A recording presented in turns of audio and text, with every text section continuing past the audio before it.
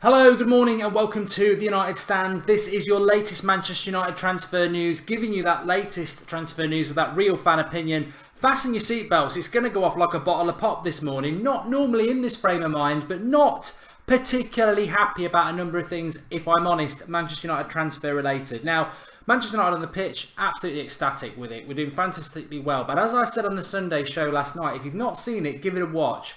I've got concerns about complacency when you're in a decent position. Liverpool already linked with Lemar and a couple of other decent signings. They've got wide players who can put a ball into the box. We haven't really got anybody. Chelsea will strengthen. Even Arsenal will strengthen in the next few days. I believe we have to strengthen if we want to ensure we're in a title race this season. And I'll be proved right or wrong on that. And hopefully I'm proved wrong if we do stay with the status quo of what we've already got. But I think it's naive. And I don't blame the manager. The manager wanted 4 signings. He's been given 3. It's the club not backing him if it doesn't happen. We need to get a winger in this week. So let's start from the top. Not the most controversial point. Wait for those. Gareth Bale, £92 million bid from Manchester United, according to, I think it was Spanish resource actually. I think they called it Dor Ballon Don. I don't know what they're called anyway. But it was floating around in the Daily Star, in the Daily Mirror a little bit.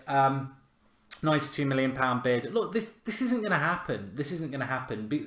There's numerous reasons why it's not going to happen. One, that what we've been saying on the United Stand since the start of May, that if you want to get someone from Real Madrid this year, you're going to have to give up De Gea. Don't want to do that. Our spine is strong. It is, it is fused out of the Iron Man, our spine. It is so strong. De Gea, Bailly, Matic and Pogba, Lukaku. Why give that up? Don't give that up. So that's one reason we won't deal with Real Madrid. 2, they won't deal with us because of that, and they want ridiculous amounts of money. 3, they might have been considering moving Bale on in the summer, but that was based on them signing their new Galactico, which was meant to be Kylian Mbappe, who is going to PSG on another manipulative financial fair play deal where he's on loan for a year, but they've got to buy him for 166 million next summer to avoid financial fair play. Absolute joke, but that's to do with the UEFA and FIFA, and they won't deal with it. So Real Madrid aren't even getting the replacement in for Bale, so they're certainly not going to give him up. £92 million bid or not, it will not happen. And look, I'd love it if everyone was putting this all over social media in 4 days' time because we signed Bale, but it's not going to happen. So there we go.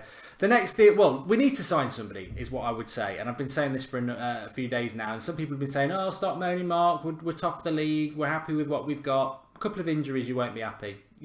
For 65 minutes against Leicester, a lot of people were like, we need to win, definitely need the winger. Look at these bad crosses coming in from the left and the right. Then we win the game and everyone's a little bit, relieved, happy. We're doing really well, but we do need a winger. We do need a winger. And there are plenty of options out there. Felipe Anderson, Draxler, Perisic, Lemar. These players are there if United want to go and get them. Now, talking about crosses into the box, one of the best players we have that can do this from the right and potentially the left is Andreas Pereira. He's been playing very centrally, but he can do it. Andreas Pereira is going to Valencia on loan, if you believe the latest reports. It may well have even been confirmed by the time you're watching this video. I disagree with this on many levels, but what we must consider is that Pereira may well be driving this himself. He may well have been told by Mourinho, you are not part of my first team plans, and it's going to take a couple of injuries and really good performances from you to force yourself into my plans. But I want you to stay because you're part of the squad and I can use you in League Cup games, etc. And Pereira, quite rightly, may have said to him, whoa, whoa, whoa, whoa, whoa. That's English for stop a horse. He may well have said, I've just spent a whole year on loan in La Liga for a team that got relegated, that essentially wasn't very good, and I was one of the best players in that league. If you can't give me first team football, I'm going backwards. So I cannot wait around for you to give me chances in this team when I'm probably only going to get a handful in a season. I need to play first team football to develop myself. So Valencia come in and offer him that. Now, if this is a permanent deal, I'll be physically sick. I've been a big champion of Pereira for 3-4 years now, saying he's a very, very good player. And whether he turns into a good player at Manchester United or not, we will regret it. He will be a very good player, and he should be a good player for United. If it's a loan deal to Valencia, I don't know. I would expect he'll force his way into the first team. But he's only got a year left in his contract, but we've got an option for another year, so he's not going to go anywhere. But then next summer becomes very interesting, because if he has a good season for Valencia this year, comes back next summer, what changes? How does he force himself into the United team if he can't force it off? All he's going to do is replicate what he did last year, which was be a very good player in La Liga. So what changes Mourinho's mind to use him? I fear Pereira's future at Manchester United is pretty much gone, because he can't do anything more than what he did last year. He was brilliant in La Liga last year for a team that got relegated. What's he going to do? Be brilliant again in a slightly better side? What does that mean next summer when he comes back? The obvious logical thing for Pereira is for Mourinho to say, no, you're not going on loan to Valencia. I can get you a deal at numerous clubs in the Premier League that I've got good relationships with. That's where you need to play. That's what you need to go and do. Pereira, I'm not angry because Pereira's going. I'm angry because ultimately the long-term thing is he will leave Manchester United, because La Liga, a league in La Liga, doing well again, is just replicating what he's just done. It needs to be a Premier League club that he goes on loan to, of which there are countless clubs that would want Pereira part of their first team squad in the Premier League. Why is that not happening? Because I think the writing's on the wall. I would not be surprised if there is a buy deal for Valencia in that. And I think it's a disgrace. I think it's an absolute disgrace. But what can you do? What can you do? And give us your thoughts on that. Some people are saying he's no good. Some people are like me, think he's really good. Some people are very disappointed that he's not going to go to a Premier League club. I get it. Pereira is probably saying he doesn't want to stay because he can't get first team football, which I understand. But back the lad. Put him in a Premier League club. I'm sure he'd be happy to do that. I think his future's in Spain, and I think we're going to lose him for next to nothing next summer when he's only got a year left on his contract. And if we let him go now, just a big mistake. But what can we do as fans? We can have an opinion, but it's down to the club, isn't it? At the end of the day, Phil Jones. I think Phil Jones, in fairness, I know why Mourinho likes Phil Jones, because actually he's not as good as John Terry, but he's a similar sort of defender to John Terry. He's all action, he's all heart. And if he could just stay fit, he'd probably be the perfect sort of centre-back that Mourinho likes to complement Bailey. The problem is, and I've said this for the last few years, and I only said it again on the Sunday show last night, I'm not going to bother getting on the Phil Jones bandwagon, because it's going to get a flat tyre. It's inevitable. It is absolutely inevitable. So everyone who's jumped on it, I feel sorry for you, because your journey's ended again.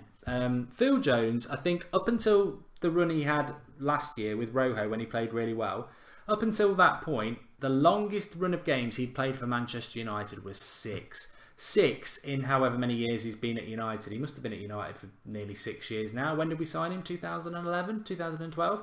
So he's definitely been at the club for about 5 years, potentially 6 years. And the longest run of games he's played is 6 games. 6 games which you could effectively play in 2 or 3 weeks. So his longest run of games for Manchester United is 2 or 3 weeks. That is shocking. Absolutely shocking. Not the lad's fault. It's not his fault, to be fair. He's injury prone. Let's call it a spade. I'm sure, you can tell by the way Phil Jones plays that he's not Daniel Sturridge. He goes on the injury table because he's got a paper cut. He's all action, he's all heart. Unfortunately, his body is injury prone. That's a problem for United. And I'm quite surprised that Mourinho, I retract that. Mourinho obviously wants to give it every chance he can because he likes him. But yet again, Phil Jones is injured. Apparently an ankle problem, which you actually saw him get that knock against Leicester. If you watch the game, he did take a knock.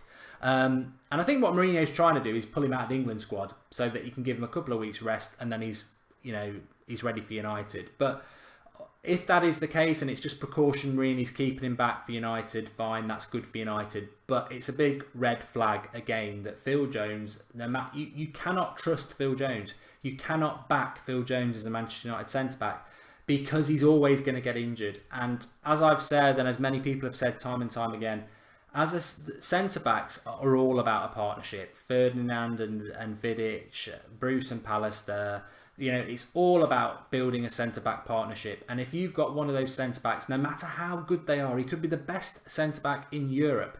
He isn't quite that yet, but he's a decent centre-back. But no matter how good he is, you have to cut them loose if they cannot play a run of games because you need to build a partnership, a spine. And unfortunately, sadly, the Phil Jones thing is just exactly what many of us have been on about. It doesn't matter how well he plays. It doesn't matter how well he plays because he will get injured. It's sad. It's unfair on the lad. You know, you can't pick your body, and he obviously is an injury-prone individual. Funnily enough, I seem to think Phil Jones had something that I had when I was about 15, because I played on a lot of pitches after a bad winter. We had to play a lot of games to catch up. It was a very hard summer, and I got shin splints. And I'm pretty sure Phil Jones has had shin splints in his career. And the problem with shin splints is, and well, the problem with most injuries actually is that they can lead to a lot of other follow-on injuries. I think that's the problem with Luke Shaw. You have the one bad injury, but then your body compensates, and then they start to pick up injuries. But yeah, it's sad about Phil Jones. Hopefully Lindelof can kick on and find some form, because whatever happens, I think Phil Jones will let us down because of injuries. It's sad. Anyway, that's your Manchester United transfer news today. Nothing in Bale. Pereira news is just depressing, and so is the Phil Jones one. Hopefully it won't be so bad. You know, hopefully he can have a run of games at some point. Maybe it will just sort itself out. Maybe he's just still growing at 25. But there's definitely an issue there. We've got to sign somebody, is what I would say. We have got. I forgot to say that about if Pereira's going on loan. The only positive I can think about that is that surely that is a massive sign that we're going to sign somebody, because if we're willing to let Pereira go, we're effectively, what have we left with ourselves in the midfield? Michael Carrick, Fellaini, Matic and Pogba, obviously, Herrera. That's it. 5. And then obviously you've got Mata and Mkhitaryan, who can play centrally. It's not enough. It's not enough. So hopefully, if Pereira does go, and I don't want him to go, it means we're going to sign somebody. If we let Pereira go and we don't sign somebody, that is a joke. If we keep Pereira and we don't sign a winger, I still think that's a massive risk. Build on your side when you know there's a weakness and you're in a strong position. Let's get somebody signed this week. Let's not sit back and allow people to go out the door when we actually need somebody to come in the door, is my thought. Get commenting, give us your thoughts. I'll be back tonight at 8 o'clock. I think you're going to enjoy that one actually. But give us your thoughts. I don't think Bale can happen. I'd happily take the L if he does sign this week, but I can't see that happening. Give us your thoughts on Pereira. Should he stay or should he go? Should it be Premier League or should it be the La Liga? In fact, I'll do a little poll for you for that one. Top eye in the top right hand corner. And give us your thoughts on Phil Jones. Can Phil Jones have a career at Manchester United, or is it time to face reality that no matter how well he plays, he'll never be able to play the games we need him? Sad one to ponder, but give us your thoughts. Thanks everyone for watching. Look forward to reading your comments. I'll speak to you all later. Don't forget to drop a like and keep getting involved with the United Stand. And hopefully we'll get a signing. Hopefully there'll be a signing this week. And remember, we've still got a few days. I firmly believe we need one. Again, if you don't or you do, give us your comments. I'm looking forward to the comments today. Lots to talk about.